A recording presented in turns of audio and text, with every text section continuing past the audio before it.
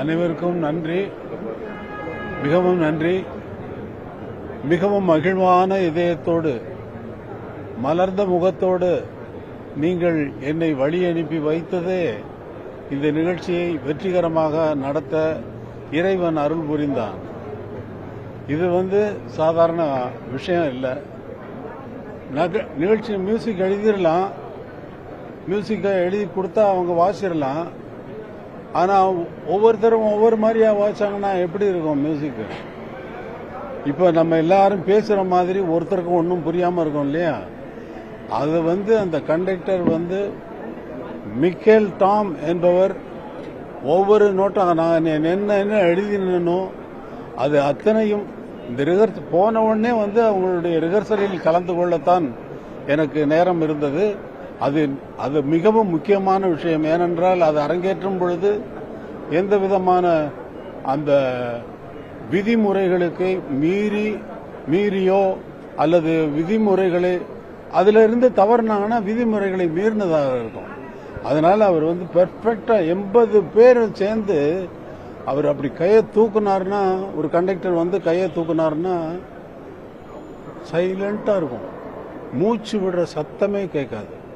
அப்ப நமக்கு வயிற்றெல்லாம் கலக்கி அந்த போட்டு எல்லாருடைய கவனமும் ஒரே ஒரு ஸ்வரம் வாசிக்கிறாங்கன்னு வச்சுக்கோங்க. எல்லாரும் அந்த ஒரு ஸ்வரத்தை கையை காட்டி இப்படி வாசிக்கும் பொழுது எல்லோருடைய கவனமும் அந்த ஒரு நோட்டில் இருந்து அவர்கள் வாசிக்கும் பொழுது கேட்கிறவர்கள் மூச்சு விட மறந்து விட்டு என்று பார்த்து கொண்டிருக்கிறார்கள். ஒரு சுரத்துக்கு இந்த கதி என்றால் சிம்பனி முழுக்கவும் 4 பகுதிகளாக கொண்டது. First moment, second moment, third moment, fourth moment. ஒவ்வொரு ஃபுல்லா வெஸ்டர்ன் மியூசிக்கில் என்னன்னா ஒரு சிம்பனி வாசித்து 4 மூமெண்ட்டும் முடிகிறது வரைக்கும் யாரும் கைதட்ட மாட்டார்கள், கைதட்டக்கூடாது, அது விதிமுறை. ஆனால் நமது ரசிகர்களும் அங்கு வந்திருந்த பொதுமக்களும் அங்கு வந்திருந்த ரசிகர்கள் அனைவரும் ஃபர்ஸ்ட் மூமெண்ட் முடிஞ்ச உடனே கைத்தட்டுறாங்க. கண்டக்டருக்கு அவங்க வாசிக்கிறவங்களுக்கும் ஆச்சரியம். 80 பேர் வாசிக்கிறாங்க, எல்லாருக்கும் ஆச்சரியம். திரும்பி என்ன பாக்குறாங்க, கண்டக்டர் என்ன பார்த்து சிரிக்கிறாரு. அப்படித்தான் இப்படியே ஒவ்வொரு மூமெண்ட்டுக்கும் கைத்தட்டி பாராட்டுகளை கொட்டிக்கொண்டே அவர்களால் தாங்க முடியல. அந்த இசையினுடைய அந்த அமைப்பை கேட்டுவிட்டு அவர்களால் தாங்க முடியவில்லை. இன்னைக்கு அடிச்சா நாளைக்கு அழுவோம். அப்போ ரசிச்சதை நம்ம ஆட்கள் அப்பவே வெளிப்படுத்தினாங்க. அந்த நேரத்தில் ரசிப்பதை அவர்கள் அந்த நேரத்தில் அவர்களுடைய மகிழ்ச்சியை எப்படி தெரிவிப்பது? கரகோஷம் கொண்டுதான் தெரிவிக்க முடியும், கரகோஷம் கொண்டு. அது மாதிரி இது எல்லா இசை வல்லுநர்களாலும் பாராட்டப்பட்ட ஒரு சிம்பனி. அது உங்கள் வாழ்த்துக்கள். நீங்கள் வாழ்த்தி மனமாற வாழ்த்தி என்னை அழைப்பினீர்கள் அல்லவா? அந்த மகிழ்ச்சி இந்த தமிழ்நாட்டிற்கும் இந்தியாவிற்கும் பெருமை சேர்க்கக்கூடிய ஒரு பெரிய நிகழ்ச்சியாக இது மாற்றம் எடுத்திருப்பது இறைவனுடைய அருளால். முதல்வர் அரசு மரியாதையோடு என்னை வரவேற்றது எனக்கு மிகவும் நெஞ்சத்தை நிகழ வைக்கிறது. முதல்வர் அரசு மரியாதையோடு வரவேற்றதைப் போலவே தமிழக மக்கள் அனைவரும் என்னை வாழ்த்தி கொண்டிருப்பது, வரவேற்பது எனக்கு மிகவும் பெருமையாக இருக்கிறது. இந்த இசை நிகழ்ச்சியை, இந்த இசையை நீங்கள் டவுன்லோடு செய்து கேட்கக்கூடாது. டவுன்லோடுன்னு சொல்றப்ப மட்டமா நினைக்காதீங்க. என்னன்னா இதை நேரடியா கேட்கணும். என்னுடைய மக்களை நான் நேரடியா இசைத்து அந்த அந்த அந்த அனுபவத்தை, அது வேற. நீங்க அங்க உட்கார்ந்து அந்த சைலண்டா அந்த 80 வாத்திய கருவிகளும் அப்படியே கேட்கும். 80 வாத்திய கருவிகள் மற்ற ஒலிப்பதிவுகளில் கேட்குமா? கேட்காது. நான் எவ்வளவோ பாடல்களை ரெக்கார்ட் செய்து கொண்டிருக்கும் பொழுது கூட ஒரு நோட்டு பிசகுனாலும் விடமாட்டேன், போட்டு வாங்கி விட்டுருவேன். ஃபுல் ரிஹர்சலில் கலந்துக்கிட்டு மேடையிலையும் பக்கத்திலேயே உட்கார்ந்து கொண்டு தவறு செய்கிறார்களா என்பதை கவனித்துக் கொண்டிருந்தேன். 2வது பகுதியிலே நமது பாடல்களை என்னுடைய பாடல்களவே அவர்களை வாசிக்க வைத்து நம்முடைய சினிமா பாடல்களையே வாசிக்க வைத்து நானும் ஒரு பாடலை அங்கே அவர்களோடு பாடினேன்.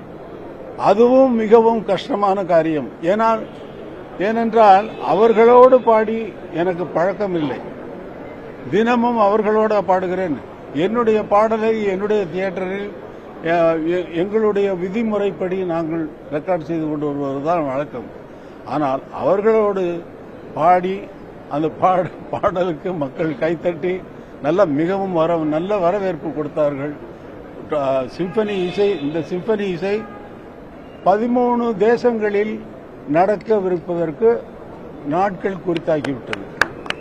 13 தேசங்களில். அக்டோபர் 6 வந்து துபாயில் இருக்கு,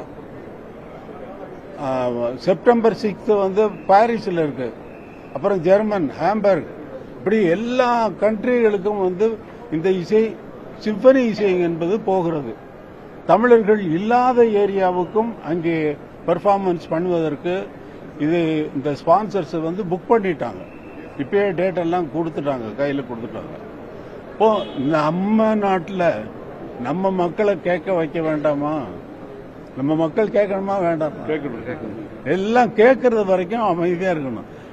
அந்த மூமெண்ட் வந்து நீங்க அங்க அந்த ஸ்பாட்ல இருந்து அவங்க கையை காட்டுறதும் அந்த அமைதியோடு இருந்து நீங்க ரசிக்கிறது தான் இசை உலகத்தில், இசை பாரம்பரியத்தில் மிகவும் உச்சகட்டமான விஷயம். அதனால் என்னுடைய மக்களை, என்னுடைய மண்ணில் பிறந்த இந்த மக்களை என் மீது அன்பும் அவ்வளவு அன்பு வச்சிருக்காங்க. தெய்வமா கொண்டாடுறவங்க இருக்காங்க. கடவுளான இசை கடவுளுங்கிறான். எப்படி இருந்தாலும் நான் சாதாரண மனிதனை போலதான் இங்கே வேலை செய்து கொண்டிருக்கிறேனே தவிர என்னை பற்றி எனக்கு ஒரு எண்ணமும் கிடையாது.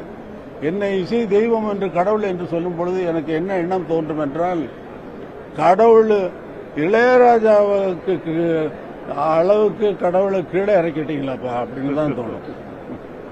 அதனால் நீங்கள் உங்கள் மலர்ந்த முகம் என்னை வரவேற்பது மிகவும் நன்றி, மிகவும் நன்றி, மிகவும் நன்றி. இந்த இசை உலகமெங்கும் கொண்டு செல்லப்படும். இதோட நிக்க போறதில்லை. இது ஆரம்பம். 82 வயசாச்சு, இனிமேல் என்ன பண்ண போறாருன்னு நினைக்காதீங்க. நீங்க நினைக்கிற அளவுக்குள்ள நான் இல்லை. எந்த விஷயத்திலும் நீங்கள் நினைக்கிற அளவுக்கு நான் இல்லை. அந்த அளவிலே நான் இல்லை. பண்ணைப்புறத்திலிருந்து பெறப்படும் பொழுது வெறும் காலோடு நான் நடந்தேன். என்னுடைய காலில் தான் நடந்து நான் வந்து இந்த இடத்தில் என்னுடைய காலில் தான், வெறும் காலில் தான் நிற்கிறேன் என்பதை இளைஞர்கள் உணர வேண்டும். அவர்களும் அவர்களுடைய வாழ்க்கையில் இதை முன்னுதாரணமாக வைத்துக் கொண்டு அவரவர்கள் துறையில் அவரவர்கள் மென்மேலும் வந்து நாட்டிற்கும் இந்தியாவிற்கும் பெருமை சேர்க்க வேண்டும் என்பதுதான் என்னுடைய அறிவுரை. நன்றி, வணக்கம்.